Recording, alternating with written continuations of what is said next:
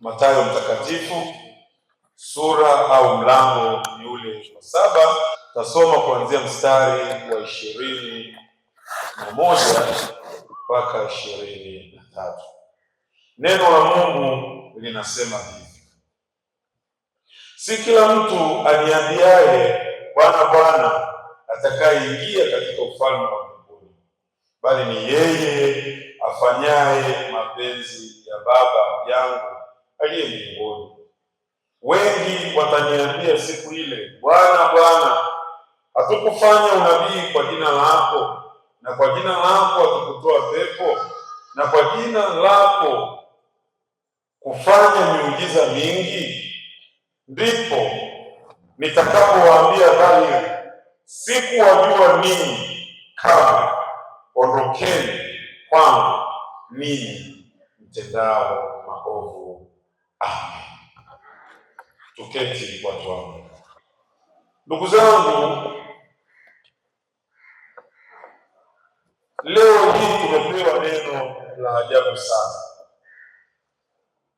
hususani juu ya sisi ambao Mungu ametuweka katika dunia hii tunavyoenenda, lakini zaidi sana jinsi ambavyo Mungu atakavyo tuhukumu siku ile ya mwisho.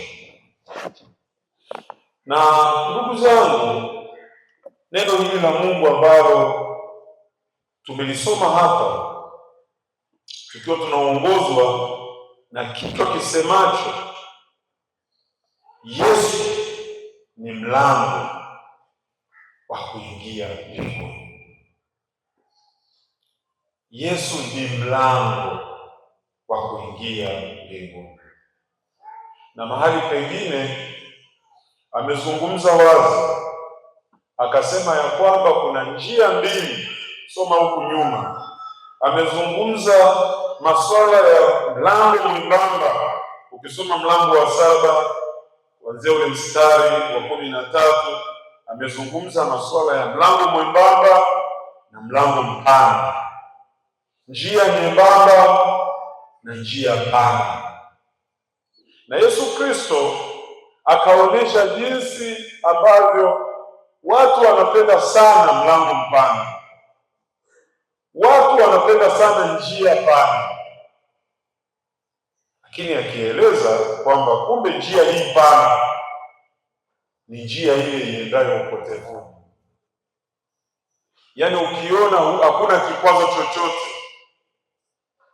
Wakati ninasoma hili somo, ninakumbuka jana kama si juzi, nilikutana na adhabu moja ya traffic.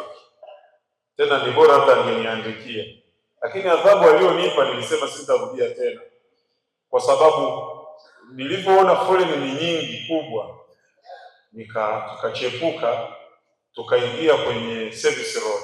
Sasa ile service road ile, huku kuna mtaro na huku kuna mtaro. Sasa mimi nilivyoingia, kuna wengine sasa sisi wetu ni wajinga. Wajinga si tusi, wajinga wenzangu. Nao wakawa wameunga nyumba. Sasa tulipofika pale, trafiki akatusimamisha. Sasa huku kulikuwa kuna malori, njia haiendi. Sasa trafiki akasema, sasa ninaomba mrudi mlikotoka. Fikiri ni usiku, nafikiri watu madereva wazuri wanajua reverse, ukiwa unapiga hapo wenzako wa nyuma kawasha taa, alafu huko ni mtaro na huko ni mtaro. Sasa mimi namwambia wewe nyuma madereva zima taa, hazimi taa, na yule kwa nyuma wewe zima. Trafiki huko anatembea na sisi, naomba rudi nilikotoka, rudi. Wakati narudi naangalia kulia kwangu, ndio kule magari yameachiwa yanaenda. Nikasema jamani, wewe kamanda, nikashuka nenda rudi. Tumerudi na kuambia sasa kuna watu wengine hajui reverse. Wewe unaangusha gari mtaroni, nyosha, rudi. Nikashusha kio, nikamwambia yule askari, Nikaambia utasababisha ajali. Akanijibu akaniambia ikitokea ajali tutachora mchoro.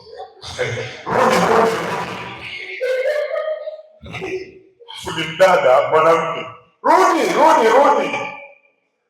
Kweli nawaambia ile adhabu niliyopewa sitakaa nirudie tena. Tumerudi na kuambia tumerudi, na anatembea na sisi rudi. Sasa wale pale nilipoanza tena, wale wanaona watu wanarudi, nani aje tena? Unajua huwezi kujua faida za njia nyembamba kama umekutana na kikwazo au maumivu katika njia iliyopana. Na huwa Waingereza wanasema shortcut is long cut. Yaani wewe unaweza ukafikiri umesema, yaani kule mwisho jasho liko vizuri kwenye riba, lakini mwenzangu na mimi wa huku nyuma ilikuwa ni kazi sana kwa kweli.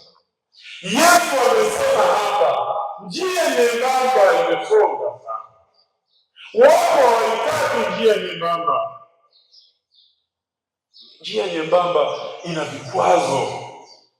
Ni mara nyingi huwa ninaona wale wa marathon, unakuta umechorewa hapa, unafika hapa unaambiwa ingia huko. Yaani nini zile kilomita zitimie? Ukinyosha hapa umekosea kusoka kuruka zile kilomita. Unaenda unaambiwa ruka hapa. Hapa kuna daraja, hapa kuna nini? Yaani maana yake lazima ushindane upewe taji. Yesu aliona jamii ya kipindi hicho ilikuwa ni jamii ya watu waliokuwa wanapenda sana, na ndio maana anasema si kila mtu asemaye Bwana. Walikuwa wanapenda sana mahubiri marais, na Wakristo wa leo wanapenda kweli mahubiri marais, mahubiri ya utajirisho. Wengi hawapendi kuambiwa juu ya dhambi zao. Na sasa kwa kuwa hivi siseme ni makanisa, yaani hivi vioski vinavyoanzishwa huko na huko, na hao wasanii wanaokaa kwenye hivyo vioski, yaani lazima wahubiri injili rahisi, injili ya utajirisho. Wanasema ni prosperous gospel, yaani injili ya kila magari bila kuambiwa fanya kazi. Na Wakristo wa leo hana hata leseni. Utajiuliza, yaani mtu hata leseni hana. Kumbe hata ilikuwa basi hata uende driving. Pokea gari. Huna hapa pa kuliweka. Yaani wewe uko kwenye chumba kimoja cha kupanga, badala ufanye kazi kwa bidii, ununue kiwanja ujenge kwanza. Pokea. Sasa si wanataka muende ili mtoe sadaka. Yaani wao wanapenda kubwa ni sadaka. Mahali popote palipo na maonyo, watu hawapendi kuonywa. Watu kuambiwa acha dhambi hawapendi. Na hawa wanaoacha dhambi ndio njia nyembamba iliyosonga, njia ya kuambiwa ukweli wa maisha yako. Watu wanapenda habari njema tu, zile za utajirisho, lakini hawataki kuambiwa habari njema cha nini wafanye katika dunia hii ili waurithi ule ufalme wa Mungu. Yesu Kristo, ndugu yangu, aliliona hilo. Mimi ninakumbuka, sasa sitaki ni nakumbuka kipindi fulani kile cha kikombe cha baba. Hivi kwa mfano, labda niwaulize swali nyie watu, wala sitaki nizungumzie habari za kikombe. Hivi kile kikombe kingekuwa ni shilingi 500, hivi kule kungejaa vile? Yaani kwa mfano kile kikombe kingekuwa kunywa ni 500. Watu wanapenda vitu rahisi, yaani vitu virahisi. Yaani mtu amemaliza chuo leo, anataka hapo aoe, hapo ajenge nyumba, hapo anunue gari, hapo avae suti 6, hapo avae, yaani amepata ajira jana. Sasa kinachotokea ni nini sasa? Ndio njia ile ya upotevuni, njia pana, ukimbilia kwenye marushwa. Siku wakakudaka, ndio utajua maana ya umuhimu wa njia nyembamba. Na mara nyingi njia pana, ndugu zangu, yaani unaingia unaenjoy. Siku ukidakwa, Siku ukikamatwa ndio utajua umuhimu wa njia nyembamba, ya kwamba kumbe ni bora ningefanya kazi, nikanunua shamba langu, nifanya kazi usiku na mchana, fanya biashara, toa jasho. Amezungumza wazi, tumesoma shule hapa ya kwamba mchumia juani ulia nini jamani? Sijawahi kuona msemo unaosema mchumia kivulini. Huyo atakuwa mvivu. Yaani mtu anaweza kukuchumia kivulini atakuwa mvivu. Kuna rafiki yangu mmoja, yeye alinunua mashine ya kufanya mazoezi. Tena kwa gari ile aliagiza kutoka China. Sasa ile mashine ikaichukua kaja akaiweka karibu na kitanda chake. Kwa hiyo anaweza kaamka kidogo, yaani eti mtu anawasha AC na mashine ya kufanya mazoezi. Sasa ikabidi siku moja mwite fundi. Kamwita fundi akamwambia, "Mbona hii mashine hujaitumia?" Akasema, "Mimi nafanya mazoezi kila siku." Akasema, "Hii mashine hujaitumia. Mbona kuna siri nyingine zijatolewa?"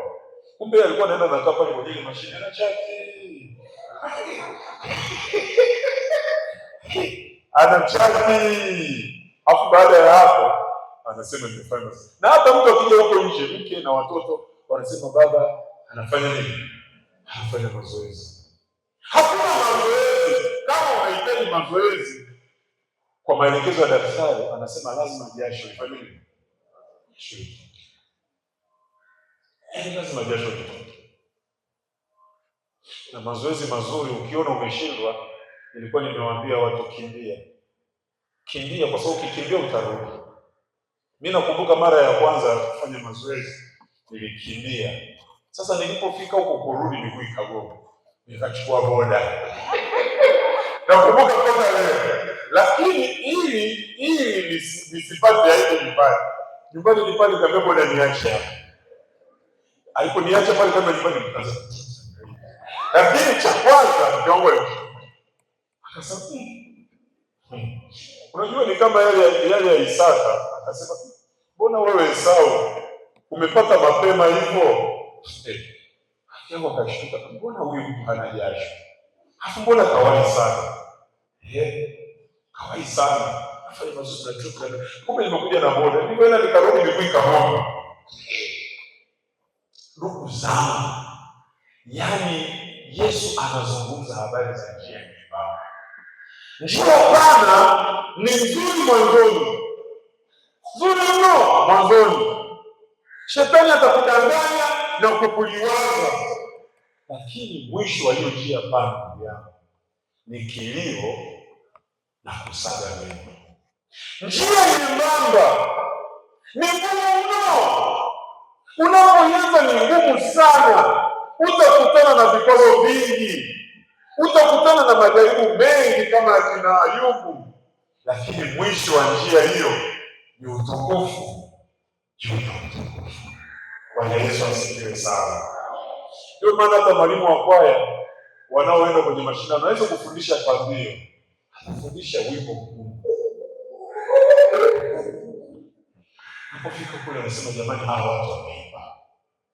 Ndugu zangu, neno hili ambalo nimelisoma hapa ni sehemu ya mahubiri ya Yesu pale mlimani. Sehemu ya mahubiri ya Yesu pale mlimani. Na mahubiri haya Yesu alikuwa anawafundisha wanafunzi wake na umati kuhusu maisha katika ufalme wa Mungu. Lakini alipofika mwisho wa mahubiri yake, Yesu alitoa onyo kali kuhusu watu wanaodhani wameokoka, kumbe hawajamjua kweli Kristo. Alisisitiza kwamba kuingia mbinguni hakutegemei maneno ya dini pekee, bali uhusiano wa kweli na Mungu unaoonekana na Mungu mwenyewe. Na ndio maana hapa anaanza anasema, si kila mtu. Hata huko kwenye hivyo vioski, si kila mtu. Wengine ni madarani. Si kila mtu. Yesu Kristo anaonya.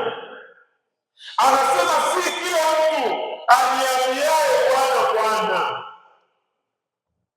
Na ndio maana mahali pengine amezungumza katika neno la Mungu akasema ya kwamba katika ile Injili ya Mathayo mtakatifu, tena ametumia neno gumu sana, akasema enyi wanafiki. Mathayo mtakatifu 15:7-9 anasema enyi wanafiki. Ni vema alivyotabiri Isaya kwa habari zenu akisema, watu hawa wananiheshimu kwa midomo yao, yaani kwa midomo yao so humble, ila mioyo yao iko mbali nami, nao waniabudu bure, wakifundisha mafundisho yaliyo maagizo ya wanadamu. Aliliona hili Yesu, ndugu zangu wapendwa. Yaani watu yaani kwenye mdomo yuko mbinguni, lakini nenda kwenye moyo wake. Ndugu zangu, hawa walikuwa wanakiri kwa midomo yao wakiita Bwana. Nakumbuka kama Mafarisayo, Bwana,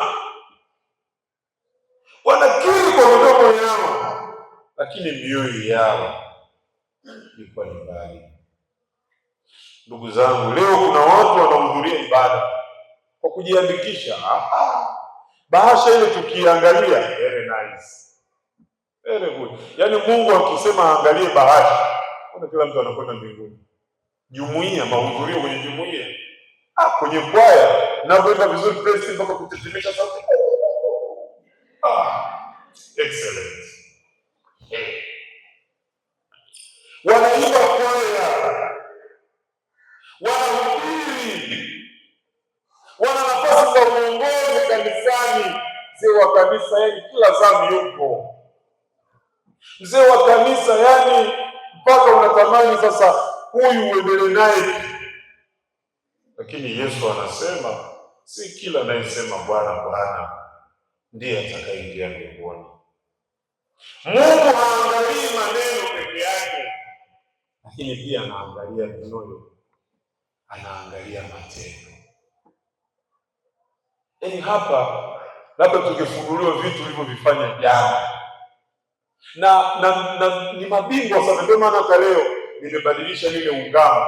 Kuna lile ungamo, kuna watu kila siku wanasema nimekukasirisha mara kwa mara. Nimekukasirisha, yaani hata watu wanapotubu hapo watu wanakukasirisha. Nimekukasirisha mara kwa mara Januari, nimekukasirisha mara kwa mara Februari, mpaka mwaka umeisha, nimekukasirisha mara kwa mara. Na unapokuwa unainua mikono kutangaza msamaha wa dhambi, unajua ndugu zangu, mimi niwaambie tena hapa, naomba niwafundishe kabisa. Kuna vitu huwa vinaudhi, yaani unapokuwa unatangaza msamaha wa dhambi, unajua kuna mtu usoni anaonyesha kweli amejuta. Namkumbuka hata yule mwanamke aliingia akaenda akamsafisha Yesu miguu kwa machozi yake na kufuta kwa nywele zake. Unashangaa unatangaza msamaha wa dhambi, mtu anatafuna bidii.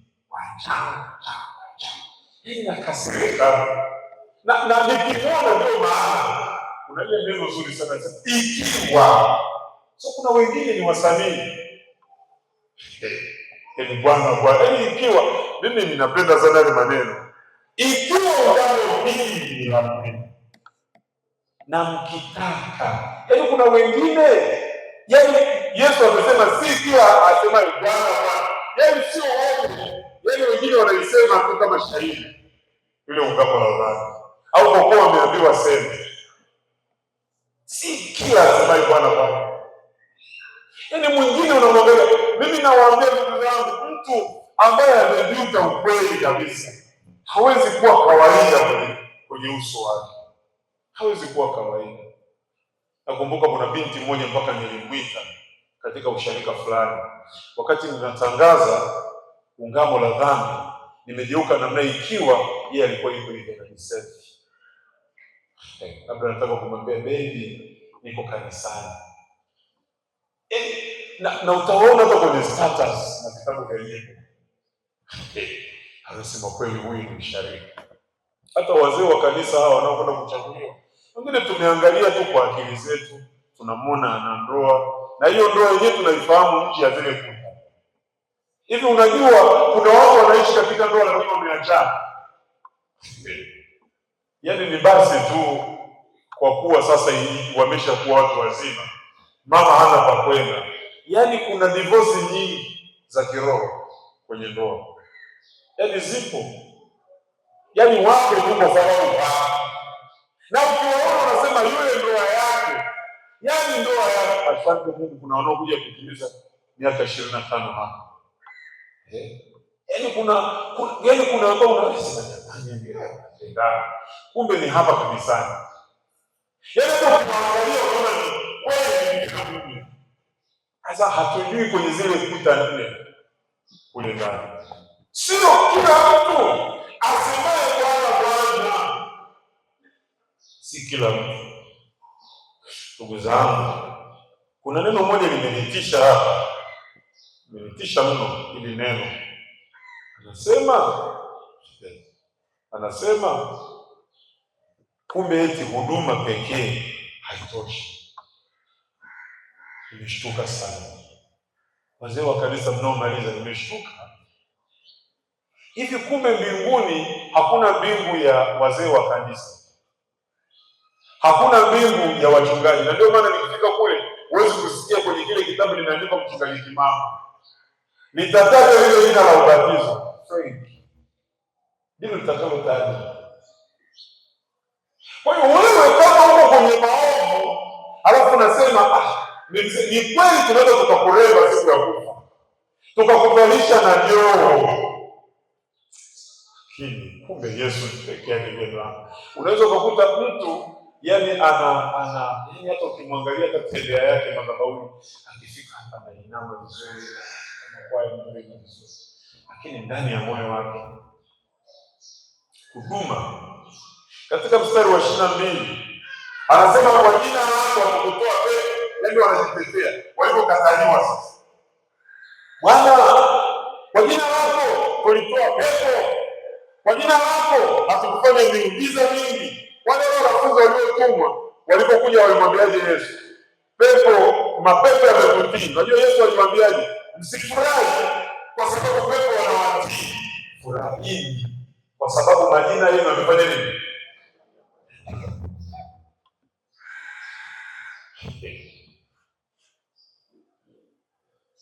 Unajua kuna mtu mwingine yani akikemea pepo nikipiga kelele, yani basi ndo kaingia mbinguni.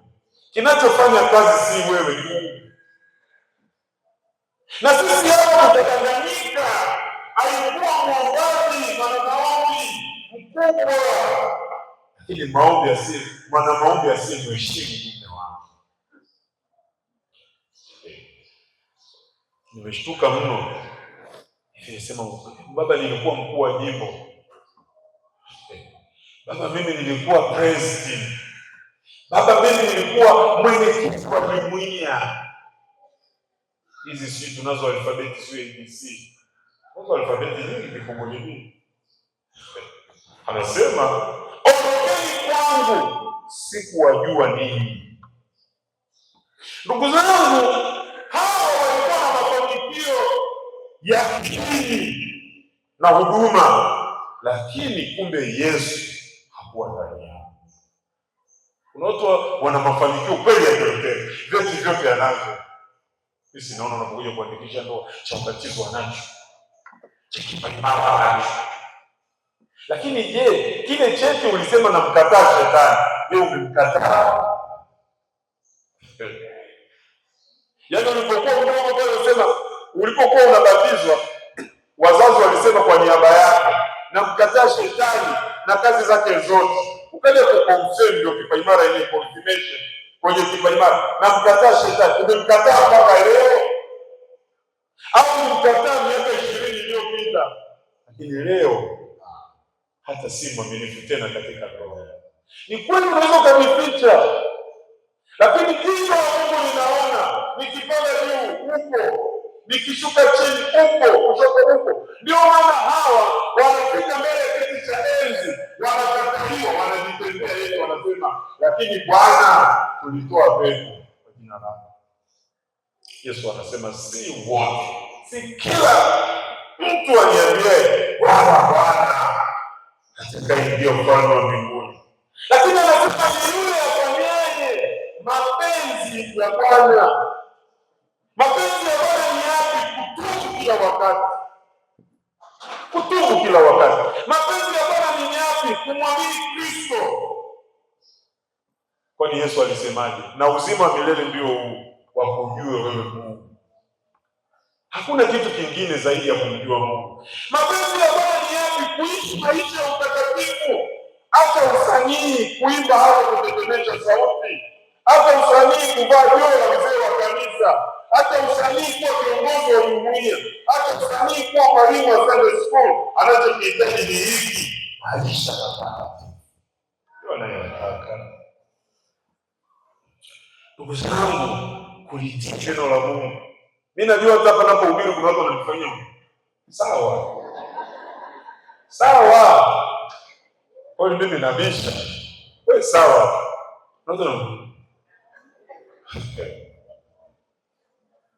Lakini ndugu zangu, naogopa sana siku ile. Amezungumza hapa, anasema katika mstari wa 23, ndipo nitawaambia dhahiri, sikuwajua kamwe, ondokeni kwangu ninyi watendao maovu. Mimi hapa ingekuwa ni Biblia kisasa ningesema ondokeni kwangu ninyi wasanii. Ondokeni kwangu. Kuna watu wanafikiri kipimo cha kuingia mbinguni ni kunena kwa lugha. Kuna mtu akianza kuomba hapa, unasema ni useke shada.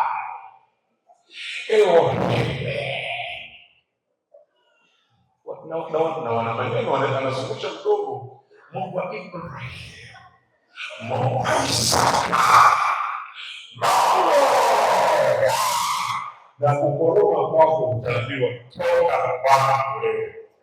Unakoroma lakini ni mzinzi, unakoroma lakini ni mshirikina, unakoroma lakini ndio ni mjinga. Ndio maana nasema wanaoingia mbinguni wafanyao mapenzi ya Baba. Unafahamu ile tunda la Roho? Sema lifahamu jamani, tunda la Roho Mtakatifu: uaminifu, upendo, kiasi. Kwa hiyo natamani ukija kukoroma, siyakataa jamani, na si mkasema mchungaji kaenda wako roho koromani, lakini Roho wa Bwana awe ndani yako. Ndicho Yesu alichokisema, imba wimbo kweli, na usije ukaja ukaacha kuimba. Imba kweli, imba, lakini unachokiimba kiwe hicho unachokitenda. Bwana asifiwe sana. Kuna kwaya moja hivi, mwalimu alikuja akatunga wimbo. Baada ya kugundua kulikuwa kuna walevi, tena nakumbuka ilikuwa ni kwaya kuu, sio usharika kuu, walevi. Yaani wakienda kwenye mashindano wakishinda, yaani kuna baa fulani hivi anaulizia, leo kuna mashindano, anaongeza makredi kwa sababu anajua wakishinda ni sherehe. Sasa mwalimu alipokunya sana, hataki kuacha, akatunga wimbo, kunywa soda na chai na matunda, kunywa soda, na wakaenda kwenye mashindano na wimbo wakashinda. Waliposhinda kaenda kujipongeza, sio kwa soda na chai na matunda, ni kasalaya. Yaani zilendo kama wanasema zilendo ni sisitendwa. Yaani wanakipa hawezi kuamini. Wakaanza soda na chai na matunda kuiba. Hivi Mungu huyu, unajua kuna wakati mwingine anatuna sana. Yaani ni vichama tahira. Yaani kuna shida yake ya akili. Mungu atusaidie sana. Ndugu zangu, nimalize kwa kusema hivi. Huduma tunazozifanya zitufikishe mbinguni. Nashukuru sana kamati ya uinjilisti alinishirikisha, akaniambia kwamba tunatamani tuwe na maombi ya siku 3 ya kuhubiri. Nami nikamwambia mzee, yaani hiyo haihitaji ridhaa ya mchungaji. Swala la maombi hilo halihitaji kumuuliza mchungaji. Yaani swala la maombi ni swala ambalo yaani hilo liko ndani ya uwezo wa kamati. Fanya. Lakini ndugu zangu, watu wa Mungu, kweli tunaweza tukatangaziana hapa, tukafunga, lakini kumbe kuna wanaofunga kumetei. Unaona kabisa kafunga, lakini hili au nyumbani. Kabisa unaona kafunga kabisa, kafunga. Lakini jioni anafungulia kwa mchepuko. Ukimwona kabisa hapa, na kuna wengine tulikuwa tunaenda mpaka uji, wanakuja kunywa uji wetu hapa wa uji. Anakuja kunywa uji, anapata nguvu ya kwenda kwa mchepuko. Uji, mpaka mimi naombea uji. Siku moja mtanikaribisha kusema Mungu naomba huu uji utakuwa wewe kweli wewe. Kama hujafunga ugonjwa kunywa uji unaweza kukuoa. Mungu atusaidie sana. Bwana asifiwe. Lakini karibu na mwisho ni kujidanganya. Jambo la kutisha, watu hao waligundua hali yao, lakini walijidanganya. Kama jinsi mtu anavyojidanganya, lakini mimi nisema kabisa. Alafu mara nyingi huwa tunajifariji. Sasa mimi inaiba mbaya. Kweli Mungu kweli anichomi kweli motoni mimi. Na kuimba kote kwa huko. Lakini mimi mwombaji. Na kuna wakati mwingine pia hata watoto wakimwona mimi, kuna siku wanangu niliwaambia msije mkafikiri mtaingia mbinguni kwa sababu ya baba yenu ni mchungaji mama. Tena ndio siku tumepanga foleni wote. Yaani wote mpike mume na baadhi zote kuna kuoa wala kuolewa. Kila mtu. Wale ile president ya zamani ni nani? Kila mtu atauchukua mzigo wake mwenyewe, na kila mtu atatoa habari zake mwenyewe mbele za Mungu siku hiyo. Huwezi kusema Yesu mchungaji wangu yuko nyuma na mimi nitapigwa kivyangu. Mimi niwaambie ndugu zangu, kama wewe unajidanganya kwa huduma si mlango wa kuingia mbinguni, bali neno la Mungu limesema Yesu Kristo peke yake ndiye mlango wa kuingia mbinguni. Na ndio maana mtunga wimbo 180 Bwana msanii yangu akasema mlango wa nini? Mwa mbinguni niingie na nani? Watu wamejidanganya mno. Watu wamejidanganya sana. Nakumbuka hata yule sema, lakini ni lini nilikuja kwako nikiwa na njaa? Ni lini nilikuja kwako? Ni lini sikuja kukutazama? Ni lini hivi? Utanitafuta mno, lakini utaambia unapotezea muda. Mguu pande, mguu sawa. Hivi kweli msharika uende jehanamu na bahasha yako ya ahadi ilivyojaa vizuri? Imejaa ile bahasha jamani. No. Kwa CV za huduma kwa kweli kiko mwili. Mungu awabariki. CV za kuja kanisani bila kuacha kuja kanisani, Mungu awabariki. CV za kwenda kwenye semina, hata wengine wataenda kwenye kongamano la maombi. Mungu awabariki. Swala la kulipa kwaya, kuna wengine wameanza kwaya ya Sunday school wakafukuzwa, wakaenda vijana umri ukazidi wakafukuzwa. Sasa wako kwaya. Mungu awabariki sana. Na kina mama, Mungu awabariki. Kwa CV ya kuanzisha ushirika wa Mungu nyingi, hata sio ulipoanzisha sio kutoka wapi, kule si kutoka si wapi. Mungu awabariki bwana. Mungu awabariki. Lakini ndugu zangu, hiyo CV ya kuwa kiongozi wa ujenzi injinia na kuchora kwa kanisa hili umelichora kanisa, lakini kuchora moyo wako mara ngapi? Utaona watu wanajisifia sana, kwa jimbo bwana. Kwa jimbo la kazi miaka 10 haitoshi. Neno la Mungu linasema Yesu Kristo peke yake. Angalieni tusikataliwe ndugu zangu. Wale tena nakumbuka kuna ule wimbo unaitwa nyakazi samoja, mbona watu vipasawa.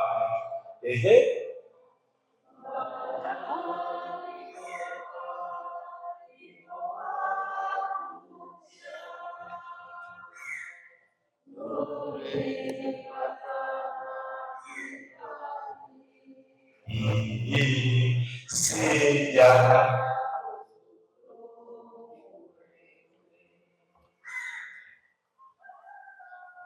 Mimi Mungu ndio nilianzisha usharika huu.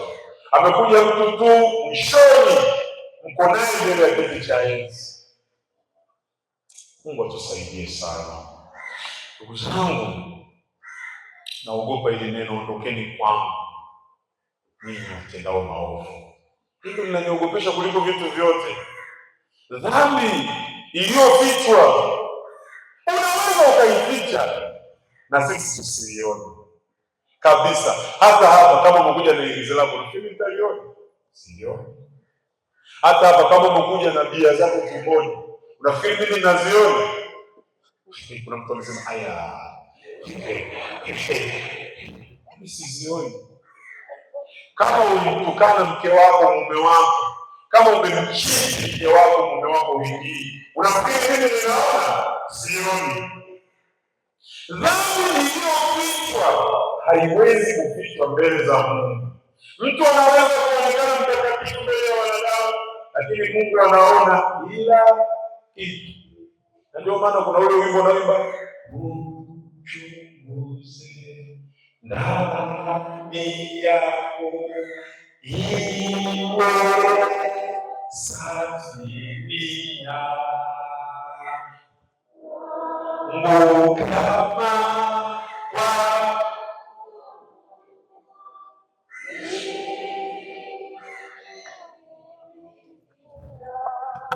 Ninakuomba katika ibada hii msharika, muombe Mungu akusaidie katika maombi niliyokuombea na ninayokuombea. Ninyi washarika mliokuja katika ibada hii, Mungu awawezeshe kufika mbinguni.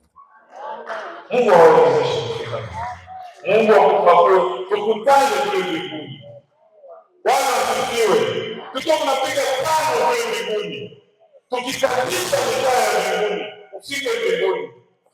Ninachokuomba ni hiki sasa, mruhusu Yesu aingie katika maisha yako. Yaani amen haitoshi tunaenda mbinguni. Wewe usiabe. Kuna mtu ambaye hataki kwenda? Kila mtu anataka kwenda mwenzangu. Lakini hiyo njia imesonga. Hiyo njia ina majaribu. Hiyo njia ina vishawishi. Siku kodi ya nyumba inaisha ndio naletewa rushwa. Siku mume wako anakuita mbwa, ndio siku unakutana na kijana anakuambia baby. Alafu shetani anakukumbusha. Shetani anazileta zote masikioni mwako. Mbwa ya asubuhi na baby ya mchana. Yaani ina msuko mingi. Sisi baraka mbinguni kuna up and downs. Mungu akuwezeshe ufike mbinguni kwa jina la Yesu. Moyo wangu una furaha ya kwenda mbinguni kwa Mungu. Bwana wangu Yesu nakuomba, kiaga chako kitimie mbinguni.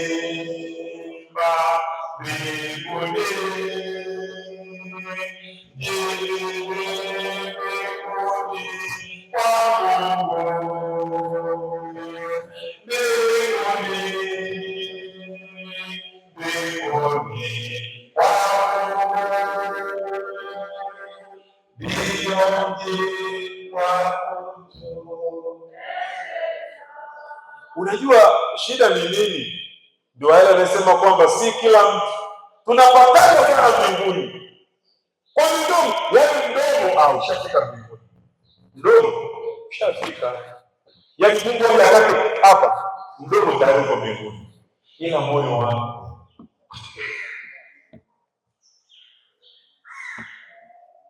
tunapenda kweli kwenda tuonane paradiso tunaona. Kumbe yule unayemwimbia hayuko huko paradiso, na wewe msanii mwenzake unayemwimbia na wewe hauko huko paradiso. Yaani wote ni wasanii. Hapo kuna watu yaani kirahisi tuweke namu Musa. Wewe ndio kazi Musa alifanya ya ngani wewe. Namu Musa, yaani wewe mshirikina mkubwa mlezi wewe. Tutamona. Alafu hapo wanaibaka kwa Mungu. Namu Musa. Alafu wanaimba wengine anadakia wengine kwa sababu tutamona. Namu Musa. Tutamona jamani. Kwa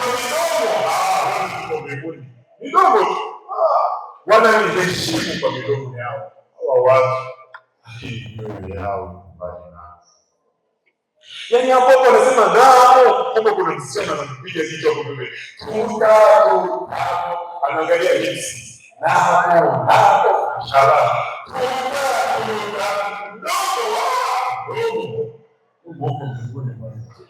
mdomo mbuni mbinguni kuna makao mazuri ya mbinguni kwa Baba. Tunapaishwa kwenda mbinguni Baba kalia afu anajiuka wateule tutakuwa. Wewe usiseme tuta, sema Bwana. Wewe mlezi shirikina mkubwa, mla rushwa mkubwa. Yaani Yesu Kristo ni mlango, na Yesu akiwa mlango uwe na ujasiri wa kusema ninakwenda mbinguni kwa Baba. Kwa nini? Kwa sababu ameshasema nikiinuliwa juu ya nchi nitawavuta watu wangu. Ndugu zangu, usharika wa Kikundi, tunapokuwa tunajenga jengo, tunapoongeza jengo, watu waende jehanamu. Tunaongeza jengo, watu waende mbinguni kwa jina la Yesu. Usharika wa Kikundi hauko kwa ajili ya watu kwenda jehanamu, uko kwa ajili ya watu kwenda mbinguni. Sasa ninaomba nyinyi wasanii ambao mnaingia kwenye hili jengo, tengenezeni na Mungu. Ili Mungu huyu ni mwenye huruma. Wakati wote ukienda kwake ukimwambia Bwana, nimeacha. Na shida ni pale tunaposema nimeacha, alafu Mungu anakuangalia. Mimi nakumbuka kuna baba mmoja, tena sasa nimalize. Kuna baba mmoja alikuwa anakunywa sana pombe. Nikamwambia sasa wewe hizi pombe, akaniambia mchungaji, nimeacha kabisa. Yaani nimeacha kabisa. So tukaenda tukapanga fellowship, tukaomba naye. Alafu sasa tukapata siku ya kwanza akiwa analia, akasema mke wangu kanichukulie Fanta hapo mama. Sasa yes. Mke akasema asante Yesu. Asante Yesu. Asante Yesu jamani, mume wangu anakunywa Fanta Yesu. Asante. Na watoto wanasema asante kwa sababu alikuwa analeta nyumbani na toroli. Sasa mtu alikuwa analeta na toroli leo anakupa Fanta. Jamani, si muujiza umeingia nyumbani huko. Fanta ikaja pale akaniambia mchungaji, naomba niombe. Akaomba sana.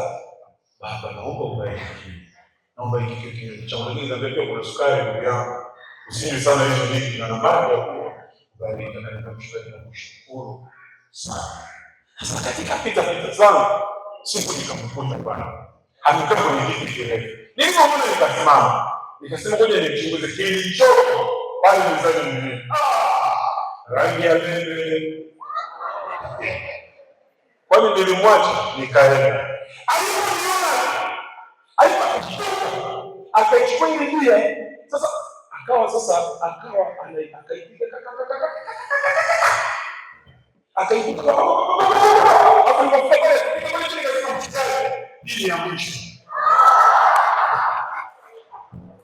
Mungu akuwezeshe, akubariki. Huyu Yesu Kristo ni mlango wa kuingia mbinguni. Kwa jina la Baba na Mwana na Roho Mtakatifu.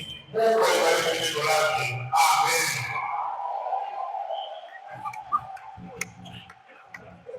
Sameni matunda